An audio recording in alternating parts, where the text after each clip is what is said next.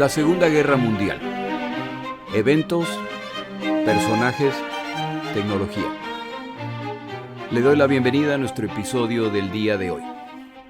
Episodio 64. Stalingrado. La muerte del Sexto Ejército. El Sexto Ejército alemán, confiado en que se encontraba cerca de una victoria definitiva en Stalingrado, descuida sus flancos y los soviéticos, que llevan meses preparando su contraofensiva, le han dado una lección a los campeones del movimiento de pinza al rodear no solamente a las tropas del Sexto Ejército alemán, sino a todos los elementos de apoyo, la retaguardia y los flancos de las tropas del eje entre los ríos Don y Volga. Al lanzar el ataque, los alemanes y sus aliados tienen problemas en descubrir el nivel del ataque que sufren como resultado de los prejuicios respecto a los soviéticos. Ellos son capaces de movimientos coordinados entre grandes fuerzas. Están agotando sus reservas. Esta vez, como tantas otras veces, los alemanes no tendrán problema en romper las pinzas iniciadas por los soviéticos, etc. Tienen además el problema de que la Fuerza Aérea Soviética está reapareciendo en números preocupantes, no solamente en el aire, pero además se multiplican las baterías antiaéreas. Los alemanes han tenido además que despachar parte de sus tropas y fuerza aérea a África, donde la situación se está complicando muchísimo para Rommel, y Hitler siente que si no lo refuerza pronto, entonces esa campaña se perderá. Y como se ha mencionado en otro episodio, si no se puede llegar al petróleo del Cáucaso, entonces se debe intentar llegar al del Medio Oriente, en particular Irán, bajo control británico. Todo ese plan está colapsando al enfrentar las fuerzas alemanas a los británicos y ahora a los estadounidenses que se han sumado. Si esta derrota no es lo suficientemente preocupante por los temas mencionados, para colmo, perder el norte de África abre potencialmente las puertas de los aliados a través de Italia o España. Puede ser que se necesiten medidas extremas. Pero de esos temas ya pronto hablaremos. Los alemanes atrapados en Stalingrado despachan combatientes hacia el oeste para determinar la fortaleza de las tropas soviéticas que las rodean, y las noticias no son buenas. Por su parte, estos combatientes tienen puesta su esperanza en la promesa de Hitler de que su aislamiento es temporal, y quien ha despachado a von Manstein a liberarlos. Se esparce el rumor de que para Navidad ya estarán en casa. Hitler, por su parte, sabe que la casi totalidad de los comandantes alemanes en la zona, o con conocimiento de la situación, recomiendan una urgente operación para liberar a las tropas a cualquier costo, aunque se pierda el equipo y por supuesto la ciudad de Stalingrado. Hitler está en desacuerdo. Para inicios de diciembre, la situación ya es complicada para los combatientes alemanes en Stalingrado. Los roles se han reversado y ahora son ellos quienes se encuentran rodeados. Una situación nueva en esta guerra. Sus reservas se agotan y la promesa de la Luftwaffe de proveer para estas tropas desde el aire no se ha cumplido. Las prometidas 350 toneladas de provisiones diarias se han recibido, pero no en un día, sino 350 toneladas en una semana. Buena parte del peso de lo lanzado se consume en munición y combustible, lo que tiene sentido. Esto es lo que se necesitaría para sumarse al escape cuando llegue Manstein a liberarlos. Como en semanas siguientes estos números siguen siendo insuficientes, se empieza a sacrificar a los caballos por su carne. Mientras más caballos son sacrificados, menor es la movilidad de su artillería y mayor el convencimiento de que este será un escape solo con lo que llevan puesto. En el lado soviético, Stalin no ve por qué no se puede lanzar un segundo ataque para que de una vez termine esta campaña. Justo a continuación de la Operación Urano, Stalin decide lanzar la Operación Saturno. El objetivo de esta misión es atrapar a las fuerzas alemanas en el Cáucaso, es decir, al sur de Stalingrado.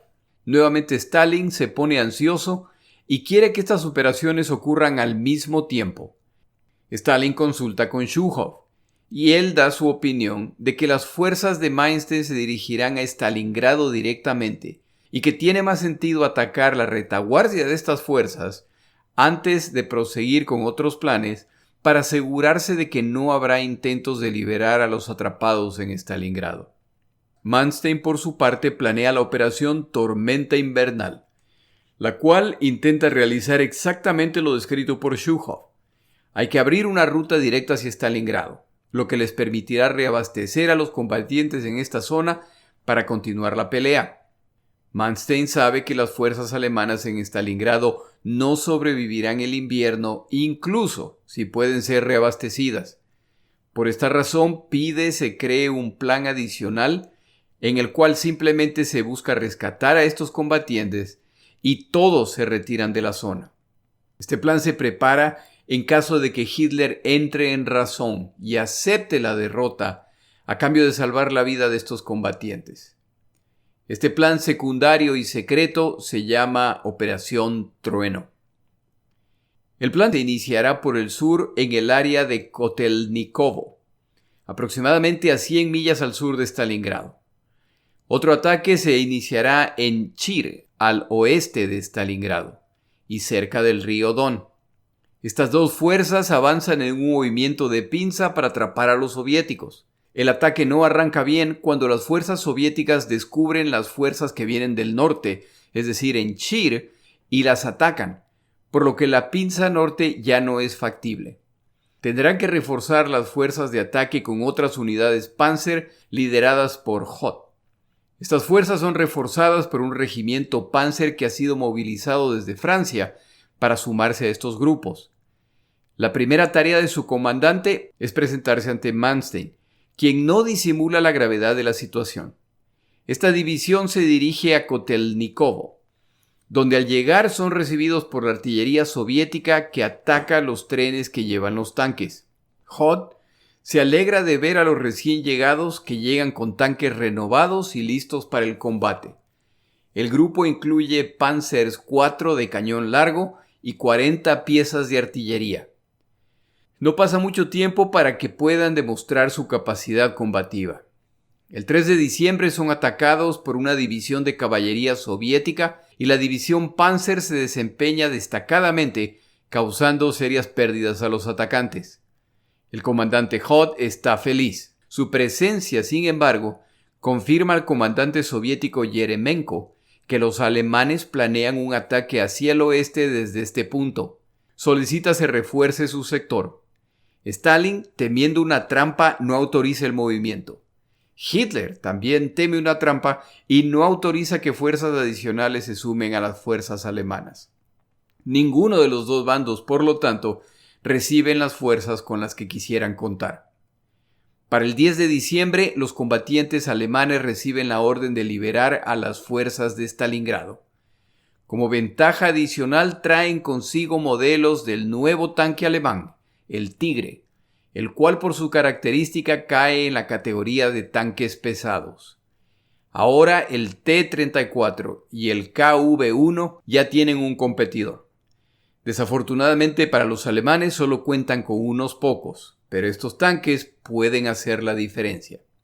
El 12 de diciembre los Panzers alemanes se ponen en camino a Stalingrado. Son atacados por artillería soviética. Finalmente los combatientes alemanes en Stalingrado oyen los sonidos de la batalla. Manstein viene a rescatarlos. Hitler en su cuartel general aclara que sería absurdo llegar a Stalingrado, rescatar a los atrapados y simplemente escapar.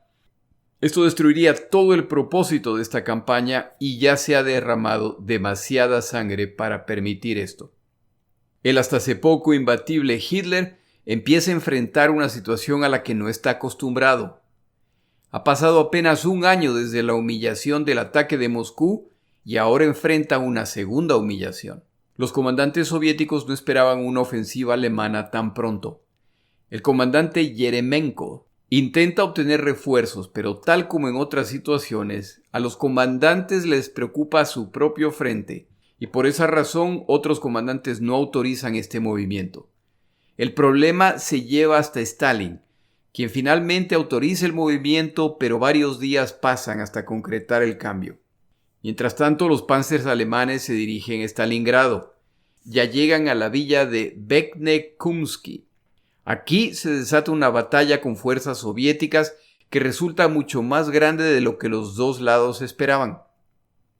Los nuevos Panzers alemanes, los Tigres, muestran su contundencia contra los tanques soviéticos. Von Richthofen, el comandante local de la Luftwaffe, envía cuanto apoyo aéreo puede y esto resulta en un triunfo alemán tras una batalla de 3 días. Una vez más, Stalin debe admitir que sus comandantes estaban en lo correcto. La estrategia, por lo tanto, cambia. Entiende que hay que detener a las fuerzas alemanas al sur de Stalingrado, pero el golpe decisivo contra este ataque se dará en el otro frente. Se prepara un ataque a la retaguardia del ejército alemán en el Don, la fuerza recientemente creada por Hitler y comandada por Manstein. El objetivo es atraparlos también a ellos en una gran pinza. Esto añadirá al número de alemanes capturados a la vez que acaba con el impulso hacia Stalingrado. Este plan es tremendamente ambicioso y puede resultar en que los soviéticos capturen más de lo que pueden controlar.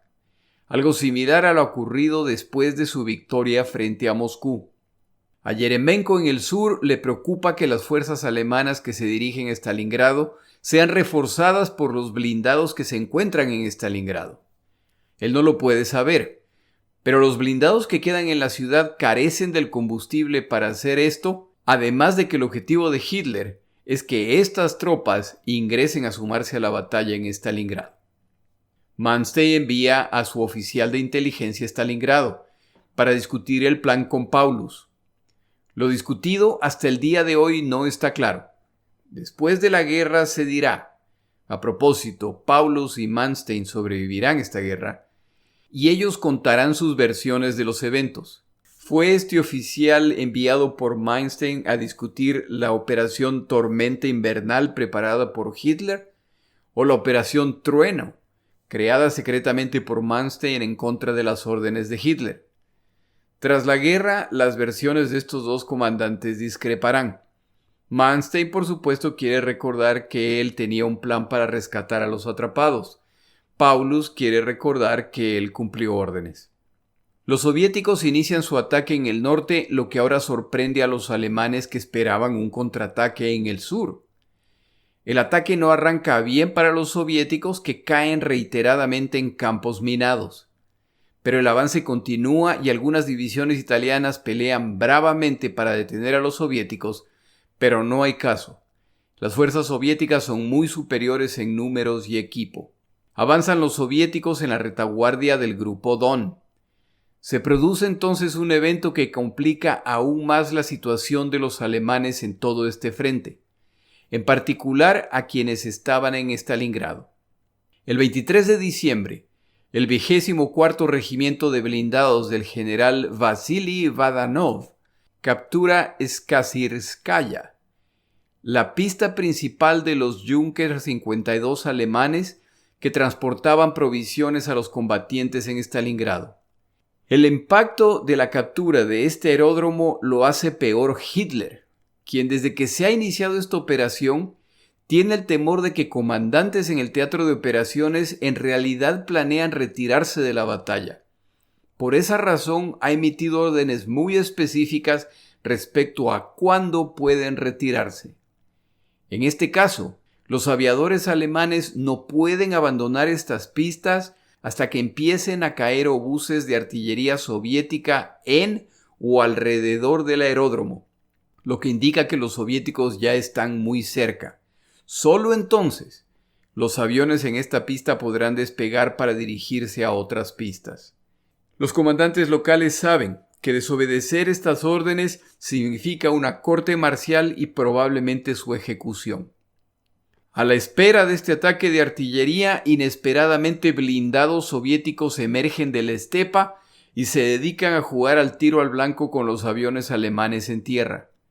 Los alemanes apuntan sus baterías antiaéreas contra los tanques que se aproximan, pero como la munición para este tipo de blanco es distinta a la cargada, su eficiencia es limitada. En esta escena confusa en que aviones intentan despegar lo antes posible mientras los tanques les disparan, un ansioso combatiente soviético estrella su tanque contra un avión que intenta despegar.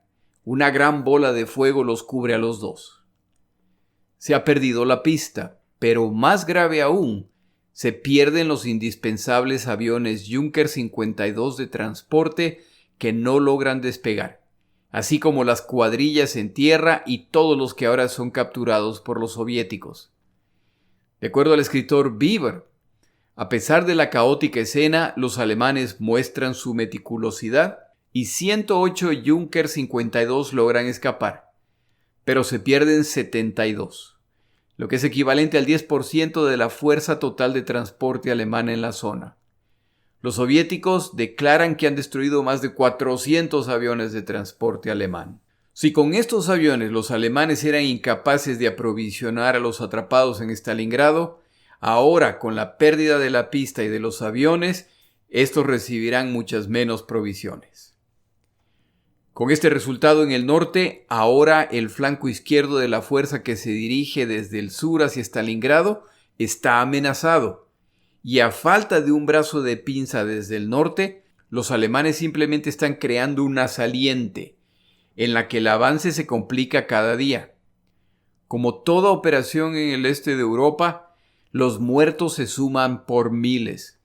La noche del 23 de diciembre, las fuerzas blindadas de Hoth reciben la orden de retroceder. No habrá avance adicional hacia Stalingrado. Esta decisión resulta en una conversación adicional entre Manstein y Paulus. Las versiones también discrepan respecto a lo dicho. Lo cierto es que Manstein y Paulus no reciben la autorización de Hitler para que el Sexto Ejército pueda intentar escapar.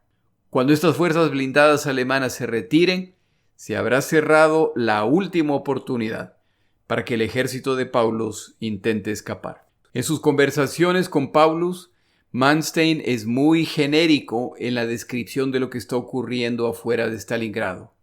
Paulus, que no está al tanto de la gravedad de su situación, no desobedecerá la orden de Hitler de no abandonar la ciudad. El intento de rescate alemán ha terminado al tener que concentrarse en no perder fuerzas adicionales en la trampa en la que se ha convertido la estepa entre los ríos Don y Volga. Desde mediados de diciembre las temperaturas bajan considerablemente, lo que es bienvenido por los defensores soviéticos de Stalingrado. El semicongelado Volga, que ha complicado el transporte de suministros y el retiro de combatientes, ahora se ha congelado completamente. El tránsito fluvial, por lo tanto, ahora es imposible. Lo que vuelve a ser posible es utilizar el Volga como una carretera para enviar vehículos sobre el hielo, utilizando los improvisados caminos a los cuales los soviéticos se han vuelto expertos. Ahora empiezan a despachar provisiones utilizando vehículos. Los heridos ahora pueden ser transportados al otro lado del Volga en ambulancias. Los soviéticos reciben no solo alimentos, pero las piezas de artillería que se despacharon a la orilla este del Volga para protegerlas de ataques alemanes. Estas piezas de artillería ahora pueden regresar, incluyendo una batería Howitzer de 122 milímetros que utilizarán para destrozar cualquier edificio donde se refugien los alemanes.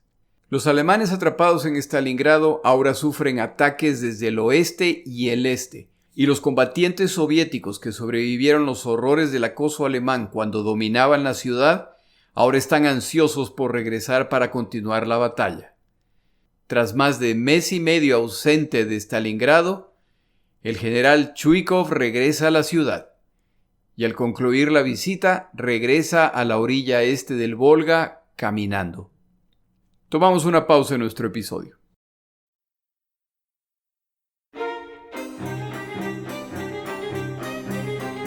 Palabras de Churchill. Ya que estos episodios han sido de un tono bastante sombrío, esta vez traigo una frase ligera de Churchill. En cierto momento, una señora de un grupo que abogaba por la sobriedad, hablando con Winston Churchill, le pide que la Armada Británica reconsidere la costumbre de lanzar al mar embarcaciones luego de romper una botella de champán contra su casco. Churchill, luego de escuchar el pedido, responde: «Pero señora, la sagrada costumbre de la Royal Navy es de hecho un espléndido ejemplo de templanza.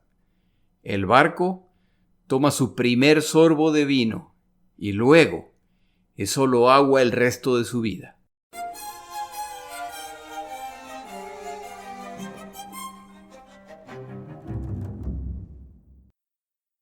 No sería complicado escribir uno o más episodios adicionales respecto a Stalingrado al poder seguir contando los horrores de esta campaña. Si desea profundizar en el tema, le recomiendo el libro Stalingrado de Anthony Beevor, que he utilizado preparando los episodios, así como el tradicional libro respecto a esta batalla llamado Enemigo a las puertas, de William Craig. Las bajas temperaturas que benefician a los soviéticos son una tortura más para los alemanes. Este es el segundo invierno que pasarán los invasores alemanes en la Unión Soviética, y es la segunda vez que no cuentan con los uniformes y el equipo apropiado para este clima. No es el general invierno. En todo caso, será el general mala planificación quien está causándole problemas a los alemanes. Entre los tantos efectos del frío se encuentra que el piso está tan duro que la mayor parte de la fuerza de los obuses soviéticos que caen se dispersan en el aire destrozándolo todo a su alrededor. Empieza a producirse un nuevo fenómeno. Combatientes alemanes sanos y sin heridas de repente se desploman muertos. Nadie quiere utilizar la palabra inanición, por lo que se culpa del fenómeno al agotamiento. Pero este fenómeno se extiende tanto que se solicita un experto que examine los cadáveres. Su conclusión: al menos la mitad de los cadáveres muestran los síntomas de la muerte por inanición. Corazón e hígado atrofiados, completa ausencia de grasa y encogimiento significativo del tejido muscular. Los soviéticos continúan su campaña psicológica contra los atrapados. Aparte de transmitir actualizaciones de los ataques a los italianos, dan estadísticas de los muertos alemanes y además transmiten su compromiso de tratar bien a quienes se rindan. Cada semana que pasa, las posibilidades de un escape son menores. Los soviéticos consolidan sus posiciones. Las fuerzas que intentan rescatar a los atrapados están bajo ataque y quienes están en Stalingrado se debilitan cada día. Incluso si se produce una brecha en el cerco soviético, no tendrán la fuerza para escapar. Ahora se acerca la Navidad y con ella la promesa imaginaria de que los combatientes alemanes estarán en casa para esa fecha. Los soldados alemanes que todavía cuentan con radios escuchan las transmisiones de la Radio Nacional Alemana, y éstas transmiten cantos enviados por distintos grupos de combatientes en el frente, y de repente escuchan, a continuación, viene el número musical enviado por los combatientes alemanes en Stalingrado. Y escuchan que empiezan a cantar Noche de paz, Noche de amor. La reacción de los combatientes en Stalingrado es mixta. Unos toman el engaño como una necesidad para mantener el ánimo del pueblo. Otros como una vergonzosa mentira para ocultar su sufrimiento. La población alemana no tiene la menor idea de la situación real en Stalingrado. Con la llegada del nuevo año, Hitler envía un mensaje directamente a Paulus y al Sexto Ejército con su promesa de que él y el ejército alemán están haciendo todo lo posible para rescatarlos. Los considera héroes y les agradece su sacrificio por Alemania. Paulus responde con un mensaje de agradecimiento y reitera su compromiso. Por su parte, Stalin exige un plan para eliminar de una vez al Sexto Ejército. Para el 27, los comandantes soviéticos presentan el Plan Anillo. Este plan busca entrar a Stalingrado a destruir a los alemanes, que ahora son los que ocupan edificios y áreas industriales para protegerse de los ataques soviéticos. Stalin aprueba el envío de 47 divisiones, más de 5.600 piezas de artillería, morteros pesados y 169 tanques. Serán apoyados por más de 300 aviones. Voronov recibe autorización para buscar la rendición alemana. Esto se intenta, pero los alemanes rechazan cualquier propuesta de rendición. Para este momento ya ni siquiera se trata de si serán rescatados. Se trata de evitar la suerte que sin duda les espera si son capturados. Los alemanes siguen intentando reaprovisionar a los soldados en Stalingrado, aunque los recursos cada vez son menores. Las pocas veces que logran aterrizar, aprovechan para evacuar heridos. Hitler exige actualizaciones permanentes respecto a la situación en Stalingrado, por lo que los comandantes procuran estar al tanto de todo evento, así de despachar aviones, estén listos o no, para intentar llegar a Stalingrado. Las pistas que intentan despachar vuelos a Stalingrado cada vez se llenan más y más de los despojos de aviones que intentan despegar y no lo logran, o que regresan en tan malas condiciones que se estrellan al aterrizar. Ya simplemente se los retira a los lados para no interferir con el resto de operaciones. Los sobrevuelos de cazas y bombarderos soviéticos son cada vez más comunes. En un cambio de circunstancias cruel, como los vuelos son cada vez más escasos, al aterrizar un Junker 52, el proceso de selección de quién será evacuado se invierte. El espacio de carga de estos aviones se llena con apenas 4 camillas, o pueden llevar a 24 combatientes con heridas menores que pueden permanecer de pie. Se debe salvar a 4 heridos graves o a 24 con heridas leves. Desde este punto en Stalingrado, recibir una herida de consideración es ya una condena de muerte. En ciertos casos, igual no había ninguna diferencia. Cuando aviones alemanes intentan despegar y son inmediatamente derribados por cazas soviéticos. Ahora empiezan a desaparecer los muebles y las decoraciones fabricadas por los soldados atrapados. Ya se los necesita para hacer pequeñas fogatas para mantenerse calientes. Todo empieza a regresar a su estado natural a medida que todo lo hecho de madera desaparece. Cada noche al ir a dormir la pregunta es la misma. ¿Se despertarán a la mañana siguiente o morirán mientras duermen? Y para colmo no está claro cuál es la mejor opción. Soldados alemanes en pequeños grupos empiezan a rendirse y parece que son bien tratados por los soviéticos. Para enero 9, se le confirma a Paulus que Hitler se niega a aceptar la posibilidad de una derrota en Stalingrado, por lo que Paulus decide enviar a uno de sus subalternos a hablar con Hitler. Escoge al capitán Heinrich Wehr, comandante de Panzer, joven y ganador de la Cruz de Hierro por su valor. Este comandante está perfectamente familiarizado con la situación en Stalingrado. Llega a la reunión con Hitler con la información necesaria para explicar su desesperada situación. A Wehr ya le ha advertido Manstein que las tácticas de Hitler en este tipo de situación son su tendencia a dominar la conversación y no permitir al presentador desarrollar su punto. La tendencia de Hitler a referirse al frente total, en contraste a lo planteado por el visitante, sugiriendo así que su actitud es el resultado de la ignorancia del presentador respecto a la realidad total. La presentación de Wehr va tal como se lo habían advertido, pero él se niega a dejarse intimidar. Deja hablar a Hitler y cuando Hitler cree que está por cerrar la reunión, Wehr aprovecha una breve pausa para explicar que él necesita presentar la información que ha sido enviada a Hitler. Los datos presentados no le gustan a Hitler y más de un general presente mira a Wehr como si quisiera fulminarlo. En particular cuando habla de las pocas provisiones que están recibiendo desde el aire. Wehr no culpa a la Luftwaffe, quienes valientemente intentan llegar, pero el resumen es que el esfuerzo está fallando y esto está costando vidas. Al finalizar esta reunión, en su viaje de regreso, un par de generales inician una conversación con Wehr para entender su posición y le plantean un escenario hipotético en el que se puede tal vez resolver la situación. ¿Consideraría Wehr participar en algún plan para buscar limitar o remover a Hitler?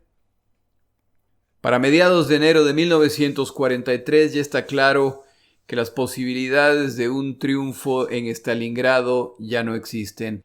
En la imaginación de Hitler, estos combatientes enfrentarán su destrucción total con el patriotismo y el sacrificio que entrará a la historia del ejército alemán. Paulus es condecorado con la Cruz de Caballero y hojas de roble. Más de 170 miembros del Sexto Ejército son condecorados. Ellos están muy orgullosos.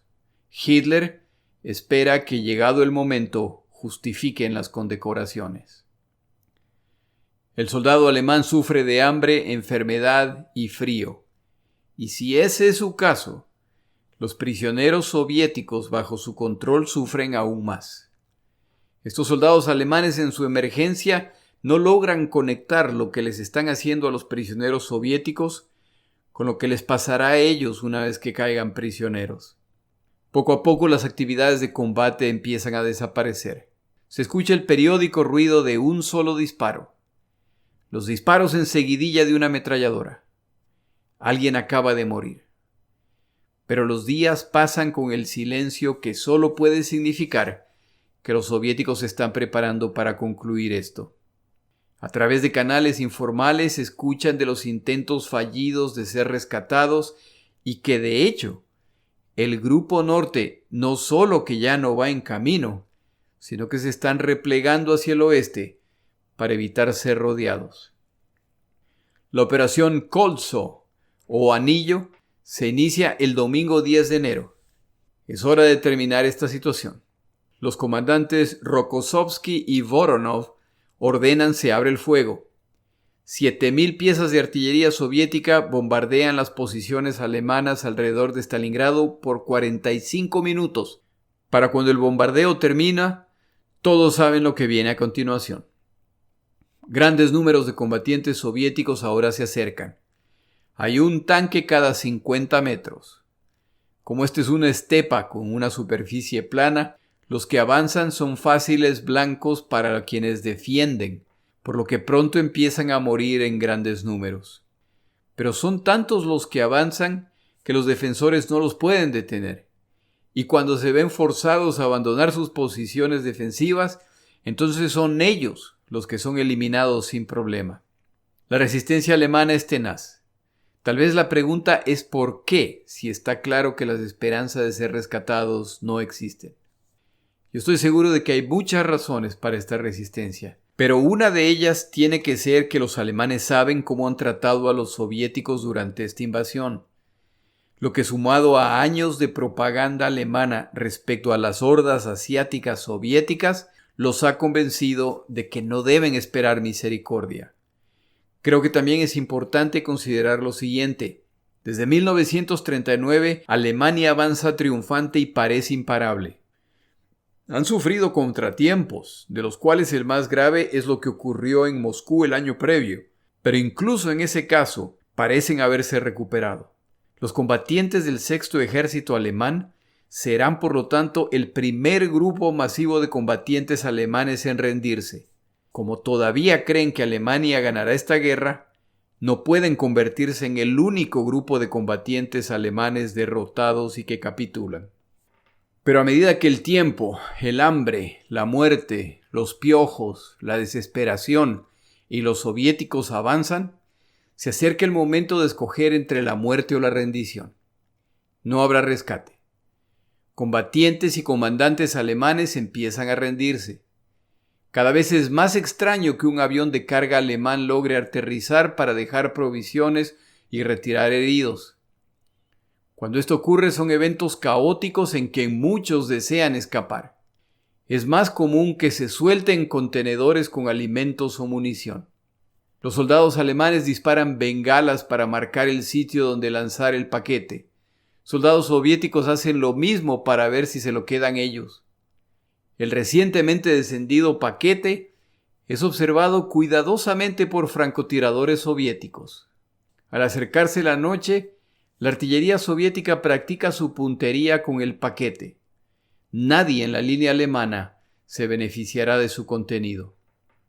Los soldados alemanes, principalmente comandantes, empiezan a contactar a los médicos en busca de una nueva prescripción. Veneno para terminar este calvario. Los 600 doctores del Sexto Ejército alemán permanecen con las tropas hasta el final y cada día experimentan el desconsuelo de estar exhaustos tratando pacientes y grupos de soldados alemanes que traen a sus camaradas heridos. Los médicos miran brevemente al recién llegado y deciden en segundos si hay posibilidad de ayudarlo o no. Con un pequeño gesto indican a quienes lo cargan que no hay esperanza. Los soldados entienden y dan media vuelta para llevar a su camarada donde pueda morir. Al ocurrir la muerte, su cuerpo se suma a la pila de cadáveres que se acumulan afuera. Las temperaturas son tan bajas que no hay descomposición. Esta escena se repite en Stalingrado, sus alrededores y en caminos hacia esta zona. El 17 de enero de 1942, los alemanes deciden que la única opción, aunque muy pequeña para todos estos combatientes, es intentar escapar en pequeños grupos que saldrán peleando. Un plan desesperado al ser esta una estepa. Quien no planea escapar es Paulus. Permanecerá con sus tropas hasta el final. En Berlín ya preparan las noticias respecto a la caída de Stalingrado. El rol de Goebbels, el ministro de propaganda, es presentar esta derrota como una victoria. Ya no hay más remedio que presentarla como una victoria moral. El valiente ejército alemán ha peleado hasta el último combatiente, tal como los espartanos defendiendo a Grecia. Han combatido hasta el último hombre en defensa de Alemania y de Europa. El 20 de enero los soviéticos reanudan la ofensiva. El fin se acerca para las tropas alemanas, incluyendo los 20.000 combatientes heridos en la ciudad. En total hay cerca de 100.000 combatientes alemanes atrapados en esta ciudad. A medida que los soviéticos capturan alemanes, en particular comandantes, sus servicios de inteligencia, la NKVD, se ponen a trabajar en la propaganda que se enviará a Alemania y al mundo. Llega el 30 de enero, el 10º aniversario del ascenso al poder de Hitler. Göring, cabeza de la Luftwaffe, pronuncia un discurso celebratorio. En este menciona a los combatientes en Stalingrado que luchan valientemente por Alemania. Aparentemente el discurso no sentó muy bien entre las tropas en Stalingrado. De todos los posibles, que sea el obeso Göring quien pronuncia su sentencia de muerte, parece particularmente cruel para estas tropas que mueren, literalmente, de hambre. El discurso de Hitler planeado para ese día se retrasa a cortesía de la Fuerza Aérea Británica, que lanza un audaz ataque para interrumpir el discurso. Al día siguiente, Hitler continúa la generosa distribución de ascensos y Paulus es ahora mariscal de campo. Al recibir las noticias, Paulus entiende el verdadero mensaje que trae su ascenso.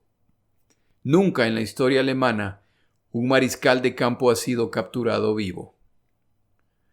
La implícita invitación está clara. Solo falta decidir si ocurrirá en combate o por mano propia. Paulus no está de humor para complacer a Hitler. Declara a los que están a su alrededor: no tengo la menor intención de pegarme un tiro para complacer al cabo de Bohemia. Paulus prohíbe a sus tropas cometer suicidios.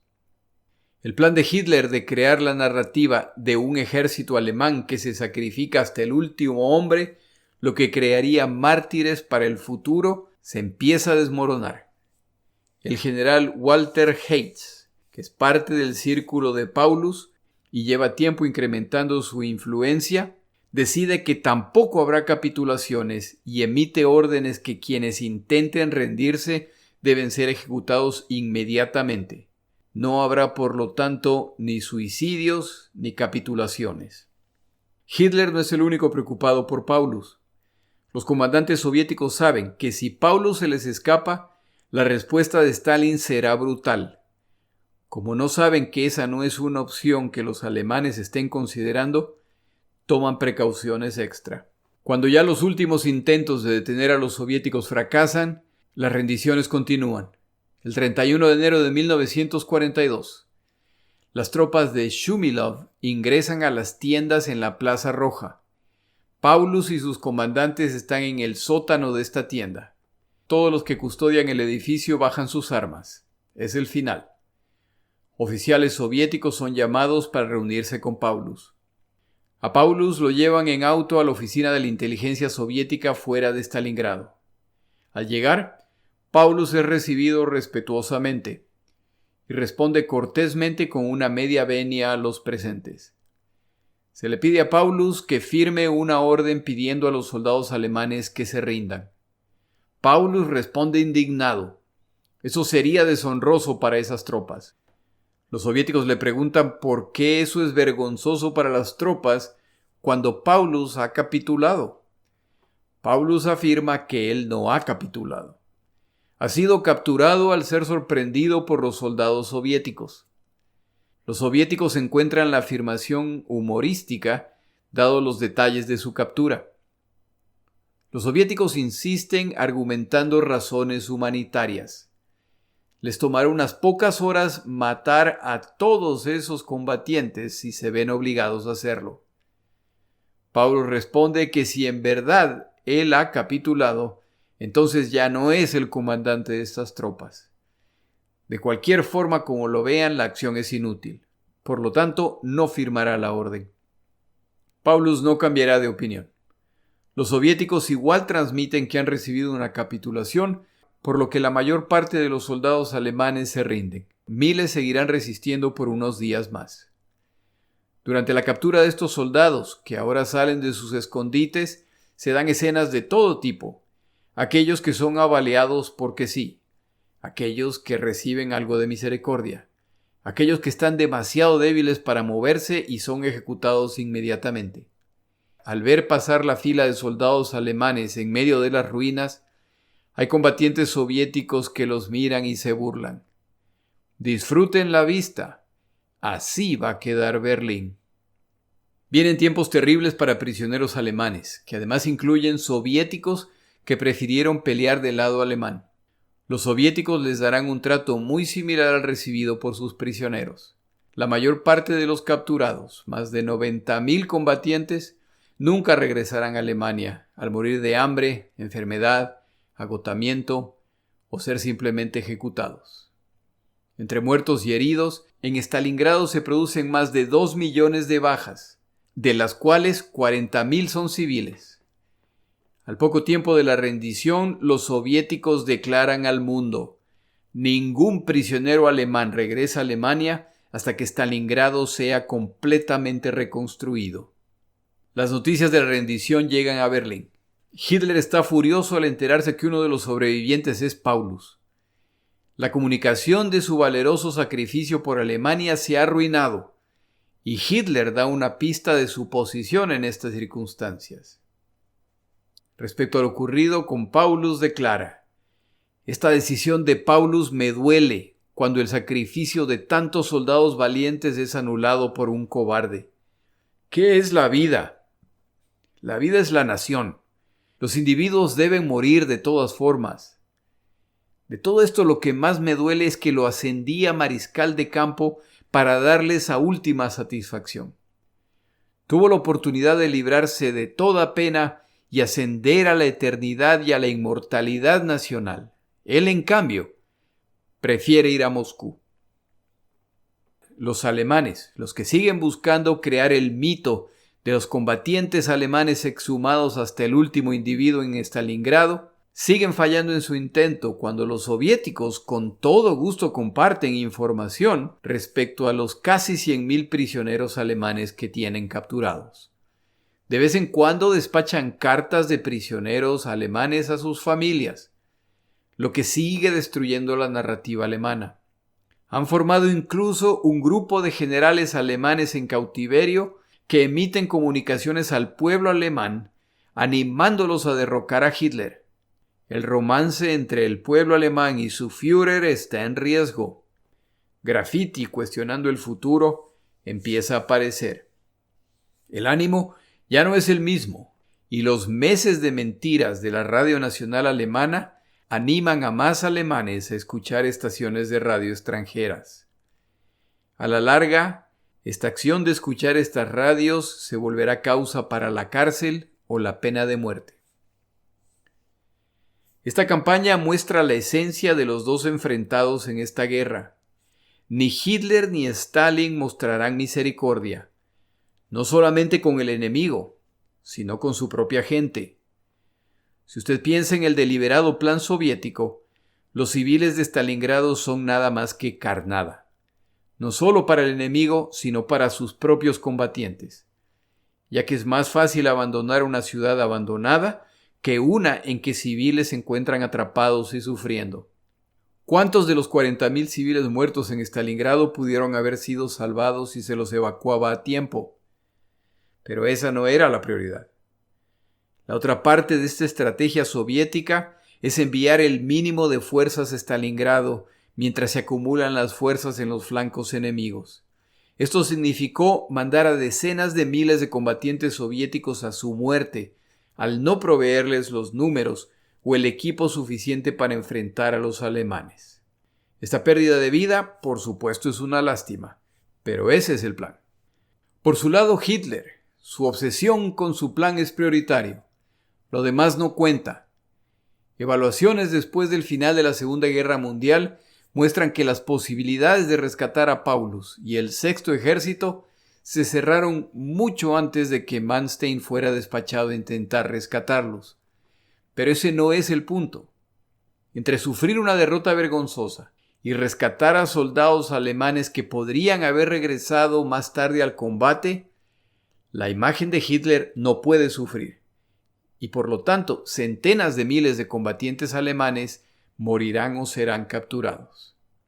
Está claro que estos dos dictadores pelearán hasta la muerte, y solo una de estas naciones sobrevivirá a costa de la muerte de la otra. Necesitamos tomar un desvío para hablar de las circunstancias políticas que rodean al grupo de aliados.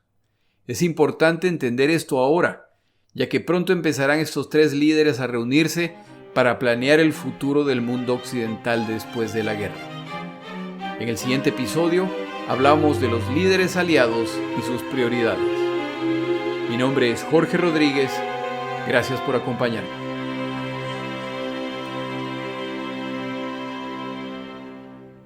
Para información adicional respecto a este episodio, las notas de este podcast, que incluyen la narración de este episodio, así como acceso a resúmenes, videos, documentales y materiales adicionales gratuitos disponibles en el Internet, por favor vaya a Amazon y busque el libro La Segunda Guerra Mundial, Eventos, Personajes, Tecnología.